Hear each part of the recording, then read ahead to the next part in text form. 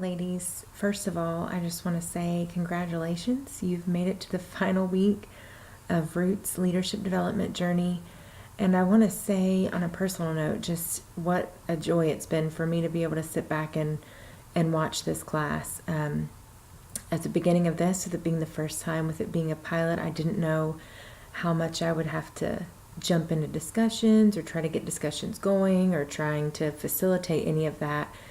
And it's been really cool for me to be able to just sit back because you guys did all of the discussion unprompted. You all have been so wonderful to one another. You've been encouraging, you've been challenging, you've spurred each other on, you've validated one another and each other's insights. And it's created just a really sweet community that I've been able to watch and witness from a distance. So thank you so much for that, for engaging fully in this process, for doing the work, for engaging with each other. This is one of those things where, you're not getting, 3-hour course credit for this or anything. Really, what you're getting out of it is whatever you put in. And so I really appreciate the fact that you've each taken the time to invest in this, not just for yourselves, but to invest in the other women taking this class and just continuing to speak words of affirmation into their lives. So thank you for that. I hope that it has been a really great journey for you. I hope it's been encouraging. I hope that it's been very formative for each of you.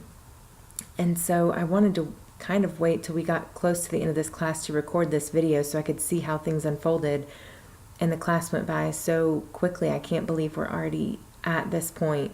And so it's going to be a little bit sad to not watch all of your interactions, but the internet is wonderful. Well, sometimes the internet is wonderful, and you all feel free to take advantage of that and email each other, connect over social media. I would love to see this group continue to interact, and I've been brainstorming with Andrea Summers a little bit about perhaps creating a closed Facebook page for Roots alumni that go through this, so that there's a group page where you're able to interact with each other after the course ends and continue to give feedback. So I'm excited about the possibilities for that. So stay tuned.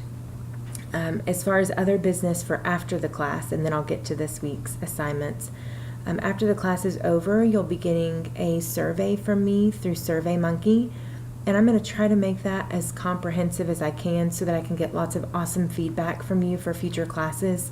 I've already been making notes and things I need to tweak and videos that I need to make sure work and all of those logistical things. But that survey will hopefully give me a lot of good feedback for future classes. If there's anything the survey doesn't cover that you feel like would be good for me to know, feel free to shoot me an email with ideas and suggestions for the future class.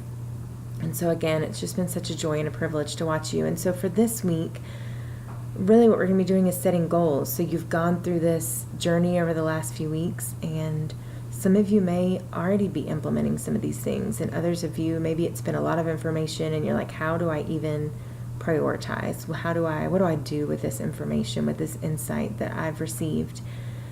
And so your assignment this week is to come up with 3 goals total. 2 of those are going to be short term and 1 will be a long term goal. So it may be that there's this goal that you have out there, some dream or vision or idea that you've had that you want to implement, but you know that right now is not a realistic time to get it all done, but you want to start taking steps toward that. So maybe reading what you need to read or having conversations with people that can help you in that. So set 1 long-term goal and then 2 short-term goals.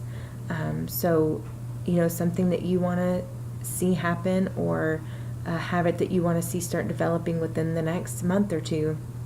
And then for each one of those goals, make 2 action steps.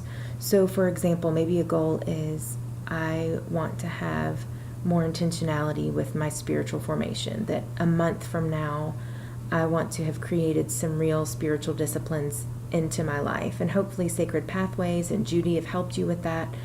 And so then you come up with some sort of action step. So maybe that first action step is decide what book of the Bible I'm going to read and get a journal, or whatever it is. So find a couple of action steps for each goal that you set. for that. So a lot of you, you've probably done this plenty of times, and so you don't need all of the examples, but for some of us, I kind of am one of those. I love taking in all the information, and then I'm not so great with strategies, and so when I have some goals and action steps, it really helps me to accomplish something. And so be sure and set some dates with those. And so along with those dates, so you're going to share these with the class on the discussion board. You'll see the discussion board for these. But also I want you to find someone that's going to hold you accountable, someone that you're going to continue sharing these things with. It may be someone you've met through this class. It may be a mentor you already have, or a good friend or sister or whatever it is. And ask that person to hold you accountable. Send them your goals and your action steps and even some dates. It doesn't have to be, July 13th. It can be, beginning of July or the end of July. But set some dates with that and find someone that's going to hold you accountable, that's going to kind of keep pressing that, because it's really great when you're in an intensive class like this, when you're learning and soaking things up, and then it ends and you're back to regular life. And right now especially, we're approaching summer and there's vacation and kids are home from school and ministries are sometimes in a different phase of the calendar year. So this would be a really great time to be able to think about and pray about and set some goals, and then have some dates that go along with that, and find someone that's going to hold you accountable to those things. And like I said, it may be that we can set up some sort of group page or something in the future where you all can continue to interact with each other and check in and see how things are going. For some of you, it might mean that they're really minor changes. You might not be able to make a career change or job change or ministry change right now in your life. And so maybe it's, just that you want to live more fully into your strengths in this phase. What does this season of life look like? And so many of you have talked about that in week 4, about how different seasons kind of require different things of us, different qualities, different characteristics. Some of us have less time to give to work outside the home than others right now. So taking all those things into account, it might be that they're just little things that you change, but even those little changes you make day after day right now, the seeds that you're going to plant right now in your life, then when maybe some door opens for something in a new season of life, you're going to be so much more prepared for that and ready for that. And you're going to be a little more discerning about what to say yes to and what to say no to, and all of those things. And so I hope that in all of this, that you've gained a better understanding of who you are, but more importantly, who God is and how He's uniquely designed you, and maybe some things He has for you to do. And as we said with the first week, there's always going to be a time when God asks you to do something that is outside your comfort zone, that maybe you think, this is not a strength of mine, or maybe you don't know yet if it's a strength of yours. But I can say for this class, I was just talking with Andrea Summers a couple weeks ago when we were together, and I thanked her so much for letting me put this class together, because for my own development, even though it felt very new and something I'd never done, it has developed me so much as a leader. And there are things I've really learned about myself, areas where things came together that I weren't sure were going to come together, and that was pleasantly surprising. And then things where some of my weaknesses were really glaring, and so I realized different accountability I need to build into my life next time around. And so even the things, maybe God opens a door for something and you're like, okay, I might not do this for the rest of my life, but for this season, maybe God has something for me to learn from this right now.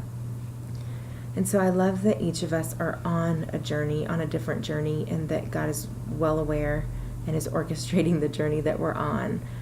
And so I'm excited for each of you and the different phases you're in. And again, how you've just been so teachable, even with one another, how you just have wanted to learn from each other so much. And that one leadership quality alone, I think above all the others, will serve all of us well in the future. If we are committed and passionate about continuing to learn and grow and soak in wisdom from other people, all of us can do that, and it will make all of us better leaders.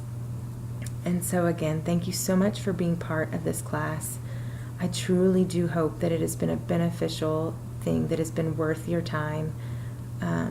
you guys got to be the ones that we tried everything out on. And I know that's not always easy. So thank you for being so patient with any inconveniences or glitches that came up along the way. You guys have all been so awesome. And I hope that you will stay in touch, that I'll be able to see some of you from afar and what you're doing and how God's working in your lives. Thanks so much.